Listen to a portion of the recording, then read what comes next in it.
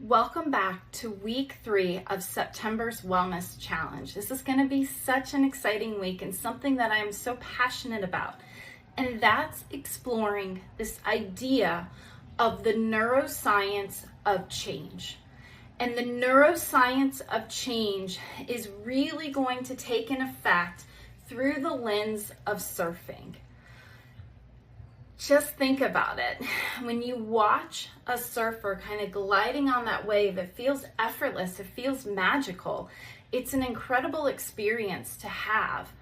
And truly, it's all about this complex interplay of mind, body, and soul that is happening that allows for somebody to get to a level where they are surfing. And we're going to do that in our mind, and we're going to do that through positive flow states. So stay tuned.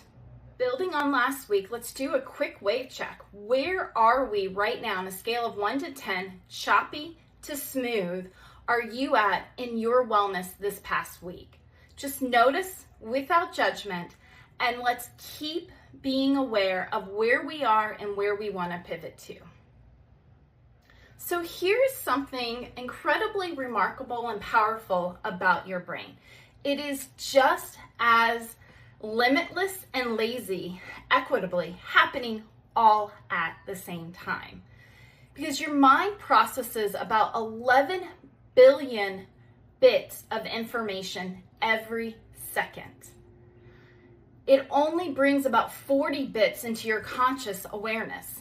It's like having a supercomputer that's constantly looking for shortcuts, and yet your programming is only limited to about 5. The efficiency is why learning to surf or making any significant changes feels so challenging at first. Your brain has established neural pathways that are like well-worn trails through a forest. They're incredibly efficient. They're your habits, your reactions, your automatic responses. But they're not necessarily serving your wellness goals. Because remember, the brain likes homeostasis. It likes to stay where it is. It doesn't want change. Change is stress, which means death, life or death. Remember that. So when you first step on a surfboard, you first start your wellness goals, what your brain is essentially screaming is, this is inefficient. This is dangerous. Let's go back to solid ground. Let's go to what we know we're doing. What is familiar and comfortable? Because even if the familiar and comfortable is uncomfortable, it's familiar, it's comfortable. And every wobble, every near fall activity, your brain has that detection system. It wants to go back to what is known because it is prescribed as I didn't die. Who wants to live in I didn't die? I want to live in I get to be present and enjoy every day, even though it's scary, it's stressful, it's unknown. It's something that will give me joy because I experienced it. And spoiler alert, you probably won't die as a result of new experiences. The same thing is happening when you try to establish these wellness habits. It's just like surfing. Your brain resists because of the change required for the energy, attention, and most importantly, the construction of new neural pathways. So let's talk about building these new neural pathways and how it relates to a beginner's mindset. Because here's where the magic happens. Your brain possesses something called neuroplasticity. Its ability to recognize, reorganize, adapt, and form new connections. It's throughout this entire life we are having and building this neuroplastic brain. And it isn't just theory, it's been proven over and over again with multiple studies of learning new skills with people well in their 80s and 90s. So we know that it is something that is continuously available to us. And so as we're looking at the surfing metaphor and seeing the beginning surfer, we see something extraordinary that is happening in their brain. The cerebellum, your brain's balance center, It's firing rapidly, trying to make sense of this new unstable environment. The motor cortex, responsible for voluntary movements, is working overtime, sending signals to muscles that have never had to work together in quite this way. And that prefrontal cortex, it's an executive function center. It's actively overriding the more primitive brain regions that are shouting, "Get off this thing, it's not safe." Each time the surfer falls and gets back up, these neural pathways get a little stronger. The brain starts to recognize patterns. Oh, when the wave does this, I need to shift my weight this way. When I feel the board moving like this, I need to engage these muscles. This is neuroplasticity in real time, and the same process happens when you're building any wellness habit, whether it's meditation, regular exercise, healthier eating, or better sleep patterns. So let's review the 3 stages to neuro change, because learning to surf, like any significant change, happens in 3 distinct neurological stages. Stage 1 is cognitive overload, total wipeout. It's the beginning. Everything requires a very conscious effort. The novice surfer is thinking about paddle position, foot placement, balance, wave timing. It's all happening simultaneously. The prefrontal cortex is totally maxed out, that executive function of trying to find placement and what to do. It's like, I've got to do this and then this. That's what it looks like in that cognitive overload. In wellness terms, this means that we're consciously remembering to drink water, consciously trying to be intentional about choosing salad over that burger, consciously setting an alarm for 15 minutes earlier for the morning meditation. It's exhausting, but it's all happening in the energy-intensive prefrontal cortex. It's important to know and have a key insight into this mental fatigue is normal and very temporary. Your brain is literally building a new infrastructure, so it may feel exhausting, but it's doing it for a purpose. So stage 2 is skill integration, this wobble phase. After weeks of practice, remember 21 days builds a habit, the surfer starts to develop what we call muscle memory. It really is its neural memory, the cerebellum and motor cortex coming together and starting to create automatic responses in certain avenues. And then the surfer still will fall. And they're falling less and recovering faster because of this motor cortex and cerebellum kind of marriage coming together and learning these phases. Your wellness habits are going to be similar to this. And as you enter into this phase, you'll occasionally forget to think about things. You'll automatically just reach for the water. You'll automatically choose and say, man, that salad looks really good. You're going to have these automatic responses, and it will genuinely feel as if you're restless when you miss that evening walk or those morning devotionals and meditation, because parts of the behavior are becoming automatic, but it's still fragile, and it's important to intentionally engage with it as you're in this wobbly phase. Stage 3 is unconscious competence, this flow state that I often talk about as we try to just naturally get into neural pathways that create lasting organic change. And an experienced surfer, they're not going to consciously think about every micro adjustment. It just happens. Their brain has developed what neuroscience called chunking. This complex sequence of movements and decisions have become one single automatic unit. In wellness, it's very same. Our healthy choices start to get kind of becoming our new normal. They come together. You don't have to negotiate with yourself about whether to exercise or what your body expects. Instead, you are kind of craving the need for fresh fruit, for fresh vegetables. You no longer have these cravings for processed foods because your taste preferences are literally changing at a neurological level.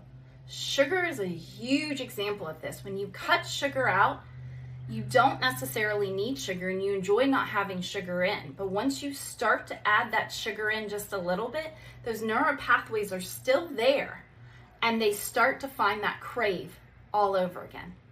I dare you to try it. So our wipeout wisdom is understanding how to reframe from our setbacks, because we're going to wipe out. It's natural. It's going to happen. You're going to want to go a little bit harder than you need to, or you should at that level.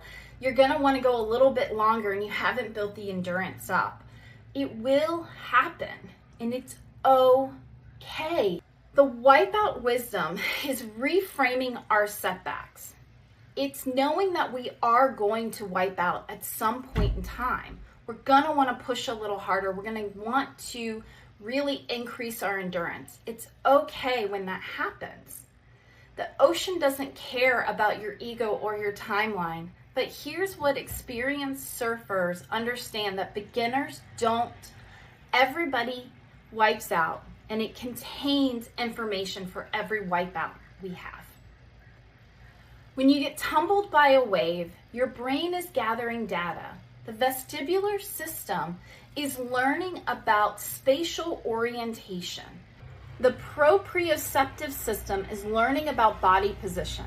Even the emotional centers are learning to stay calmer in chaotic situations. From a neuroscience perspective, setbacks in your wellness journey aren't failures, they're data collection. When you skip a workout or stress eat or stay up too late scrolling, your brain is actually learning about triggers, decision points, and environmental factors. The crucial difference between people who succeed long-term and those who give up isn't the absence of setbacks. It's how they neurologically process those setbacks. Successful change makers develop what researchers call psychological flexibility, the ability to stay present with difficult experiences without being overwhelmed by them. So let's practice surfing techniques in our wellness journey. Number 1 is start in the shallow, these micro habits. No one learns to surf on 20-foot waves at a pipeline. You start in knee-deep water with tiny waves. Your brain needs to build confidence and consistency to find those patterns so that it can handle the complexity when it comes. So an application in this is try to meditate for 20 minutes daily. Start with 2 minutes, and then you can exercise for an hour. Start for 10 minutes. Let your brain build neural pathways without feeling always overwhelmed. It's all about success orientation. Number 2 is focus on balance, not performance. Process over outcomes. I say this all the time. Beginning surfers who focus on riding the perfect wave usually end up frustrated and give up. So those who focus on balance, finding their center, feeling the board beneath their feet, progress faster. Actually stay on the ground and find your position before you ever get out in the water. That's what makes a safe and successful surfer. And how you can apply this in wellness is instead of I must lose 20 pounds, try I'm learning to choose foods that nourish my body. Instead of I need to eliminate stress, try I'm developing my capacity to stay centered and in challenging situations. Number 3, respect the ocean. Work with your neurobiology. Expert surfers know you cannot control the ocean. They can only learn how to work with it skillfully. They study tide charts, wave patterns, and weather conditions. An application for this is going to be learn your personal patterns. When your willpower is highest, what triggers your stress response, what environmental support your wellness goals. Work with your natural rhythms instead of against them. And number 4 is find your tribe. It's social learning. It's connecting to what is connected to you. It's my yearning to build a wellness community. So you have something at your fingertips, exactly what it is you're looking for. Surfing has a strong community aspect. Experienced surfers share knowledge, provide encouragement, and model possibilities. Our brains are wired for social learning. We literally have mirror neurons that fire when we watch others perform actions. And applications is surround yourself with people who are living the wellness patterns you want to develop. This isn't about peer pressure. It's about giving your mirror neurons positive examples to work with.